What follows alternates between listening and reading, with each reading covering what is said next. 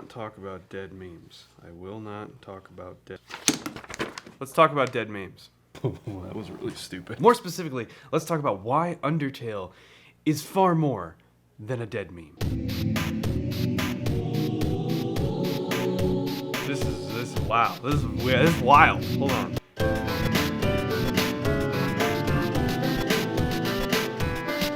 Okay, wait. It's too early for this. My brain's not ready. Hold on.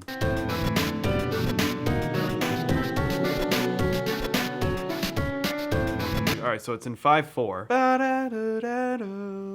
I'm getting this.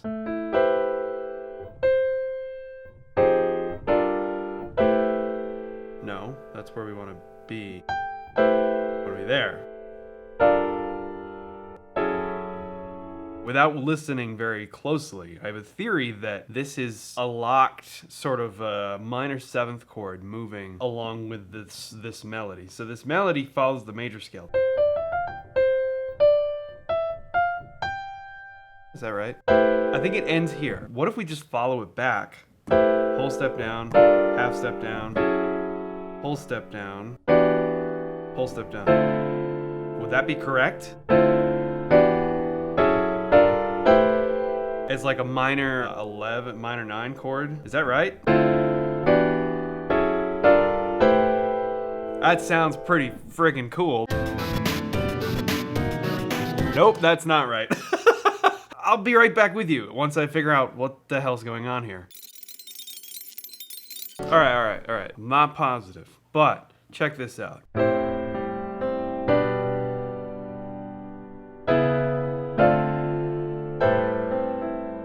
Fairly certain it starts on A minor and goes back to A minor. The first kind of go round there. What I don't know is if this second chord is like a G over B, or if it's just a minor chord, like a B minor 7 or something. I mean, that would make sense, like minor, minor, minor, minor, and then resolving. That would make sense, but I'm just not positive which one that is. God, I love that chord. It's so nice. Anyways, so the second one, I'm pretty certain goes like this. I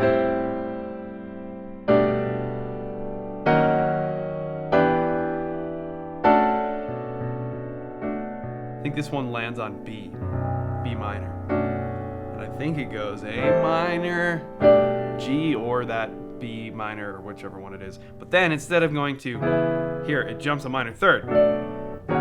To the E flat minor, E minor. So it's kind of the same resolution, but just up a whole step. It's the same thing the second time, but up a whole step, and it kind of gives it a different type of resolution. Wow, that is really cool.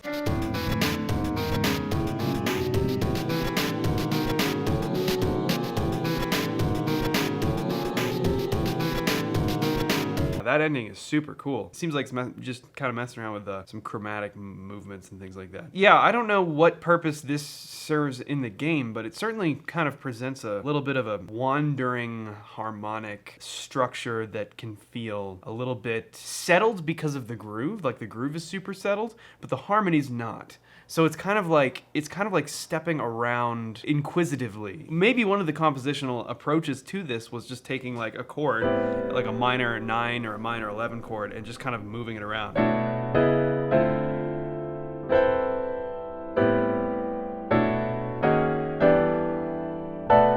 You know, and you can do a lot of cool things with just taking a single sort of voicing or a single chord structure and just moving it around and seeing what these relationships between tonal centers, like what it does, right? We just take a general minor, like a Dorian sound, a minor 7th chord, minor 9 chord, whatever extensions we add to it, and just play this chord moving around all kinds of places, and it'll sound interesting.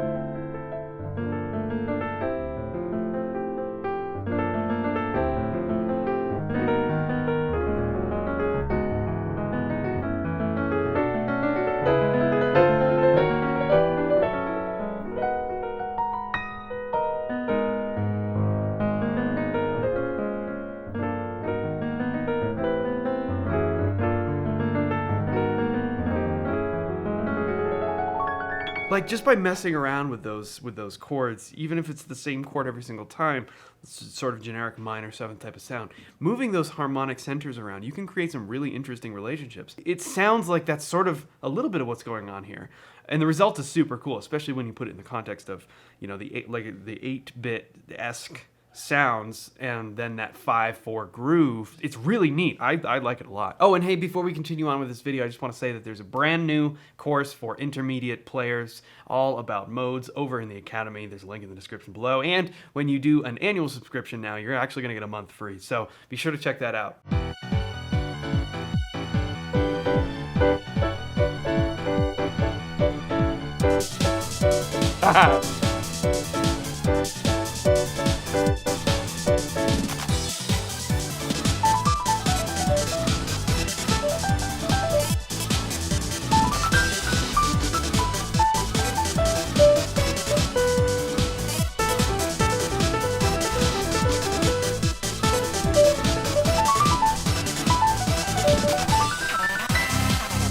Ooh, yeah.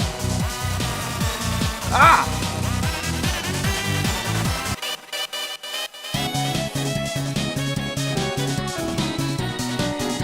Whoa!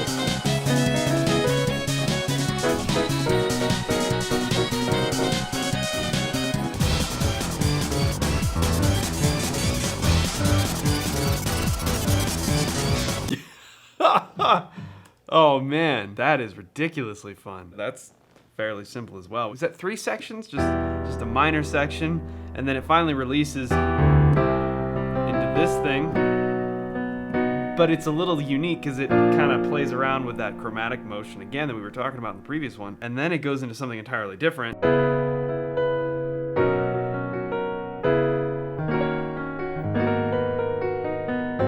Yeah, so it's kind of like those 3 sections, the E minor, that sort of C section, and then changing key altogether into that more B major-ish type of section. Yeah, what a groove. Super fun.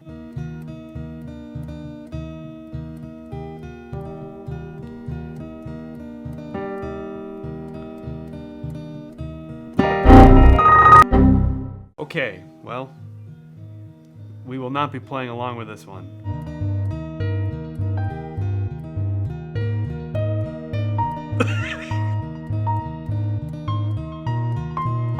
Oh no! This is really beautiful. I shouldn't be making jokes. Oh, nice. This is a very simple track so far, but one of the interesting things is this repeated line. It really illustrates something that's super useful when you're writing music. Common tones, or lines that work across many different chords. And the reason they work is because they share a lot of the same notes of the scale, the corresponding scale. Perhaps they are very diatonic, meaning like in the key of C, a lot of the diatonic chords would be like all the chords that just utilize the notes of C major. So in this case, we're in E flat, so.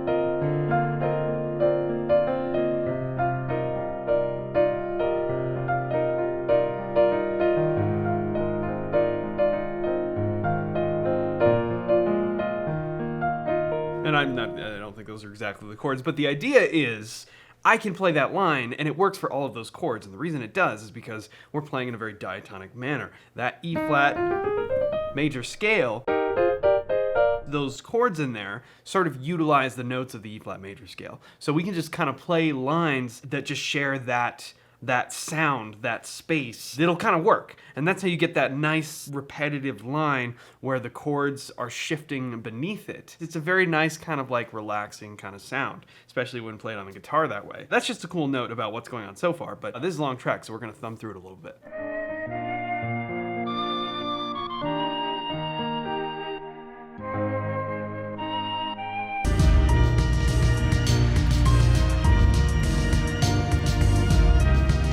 Yeah, that's really nice. What a beautiful track. Like I said, it makes use of that sort of diatonic soundscape where it's using basic chords that will all sort of more or less use the same scale, and so therefore you can have a lot of these repeated melodic figures that will just fit as you change the harmony beneath it, and it makes a really beautiful sound. This is gorgeous.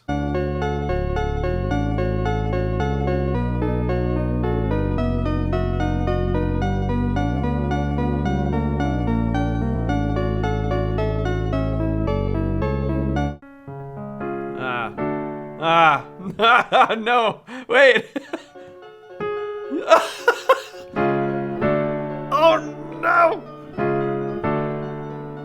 You know what's funny about this? Wow, this is really cool. So in contrast, obviously it's sort of in between D and D flat. But check this out. If I utilize either one of those, so if I play this in D, if I slide this up and make sure it slots into D so I can play it on the piano, it kind of almost takes on a brighter sound. In the original here, it's detuned. That almost helps give it some of that melancholy feel. And if I turn around and I put that into D major, I almost think it loses some of that. Like, do you hear that? Like, listen to the beginning. Right? And then listen if I change it to...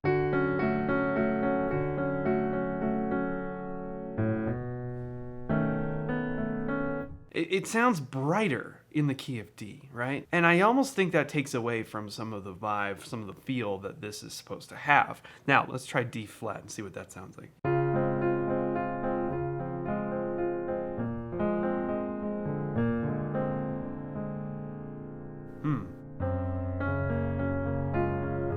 It's still not the same. It's such a strange thing.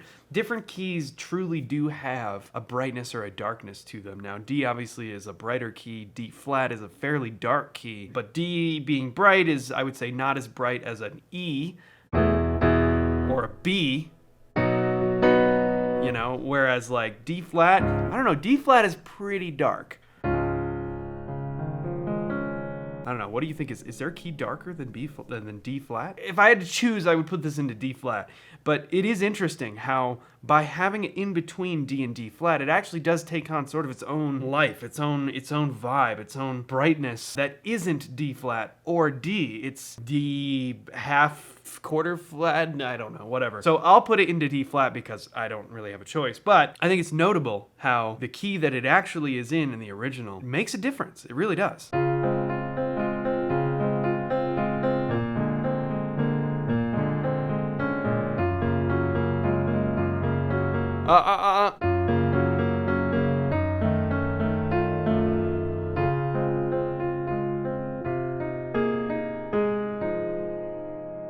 Yeah, so it kind of just floats to the 5 there without going all the way to the 5. It's using the third of the 5.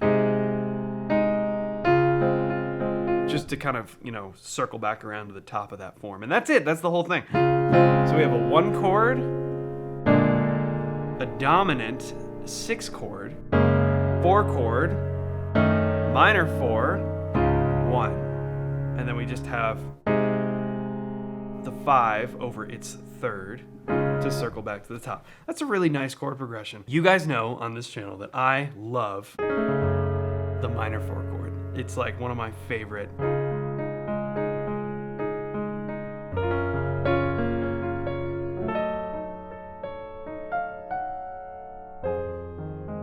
That's a nice, small, simple cycle. This soundtrack is really interesting, and it has some beautiful compositions in it, and I certainly didn't touch on all of them.